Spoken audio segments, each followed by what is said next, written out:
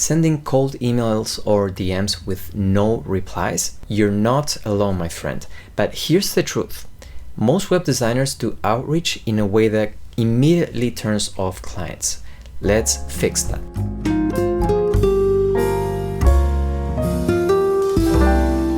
Hey everyone, welcome back to the channel. I'm Adrian Somoza, former lead designer at MediaMonks turned full-time business owner, and I run a mentorship program called the BONT Club that includes an online course, weekly live group training sessions, and a community of like-minded web designers. So if you want to speed up the process of getting to a six-figure web design business, I invite you to book a free strategy call with me where I'll map out the steps that you'll need to take and see if you're a fit to join. Having said that, let's dive into today's topic. Let's take a look at the don'ts of cold outreach. Okay, these are common mistakes that will sabotage your chances and only help you land low ticket clients at the most. So the first thing is don't offer your services up front. Okay, here's an example of that. Hi BONT, I'm blah blah blah, a graphic designer, and I believe my skills in logo design, branding, social media graphics, website graphics could enhance your brand's visual identity. Opening with, hey, I am a web designer, do you need a website, right, is the fastest way to get ignored, okay? Build rapport first is the number one thing you need to understand, and then talk about your services, only if it makes sense. So that's number one, don't offer your services upfront. Number two is don't state problems on their website. I noticed your homepage is outdated. Even if it's true, you're coming out as cold and critical, and it creates tension, not trust. Nobody wants to be told what's broken before you've earned their trust. Think about it. You want to work with people who are problem aware, and if you have to tell them the problems that they have because they don't know, then it's a real problem for you because you will have to convince them that they need to spend money on your services, and that's not a place you want to go on. When you're selling, you don't want to convince anyone. You want to look for alignment.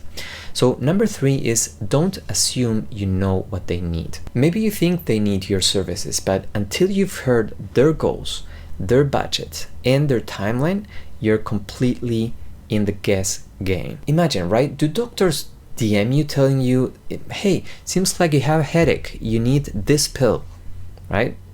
That doesn't happen.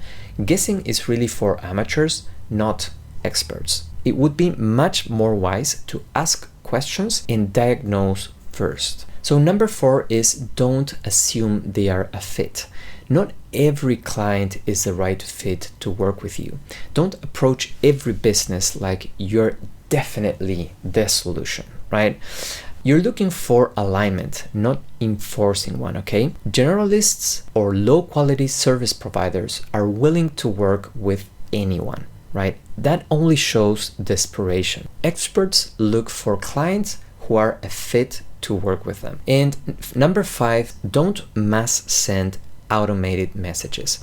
This is the ultimate shortcut that kills connection. People just know when they received a copy-paste template. And imagine that even if you change strategy and you use the new template message that works really well, the truth is that to sell, you won't be able to shortcut creating connections. One thoughtful message beats 100 generic ones every single time.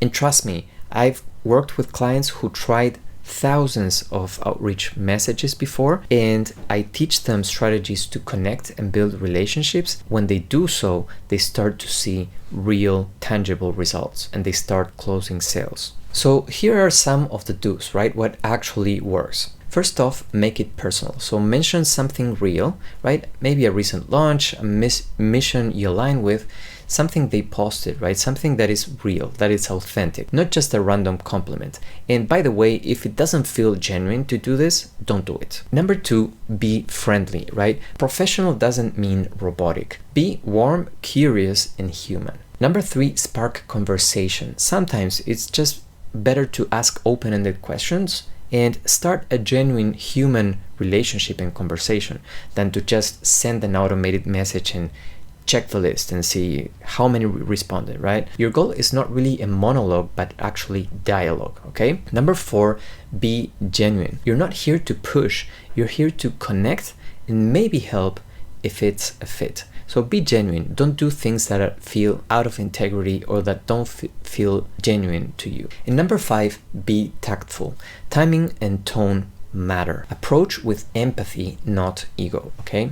Your main KPI is the relationships you build, not the responses you get back. Building relationships helps people trust you, and that leads to revenue. So in short, relationships lead to revenue. Now, I have a whole video talking about how to do cold outreach the expert way.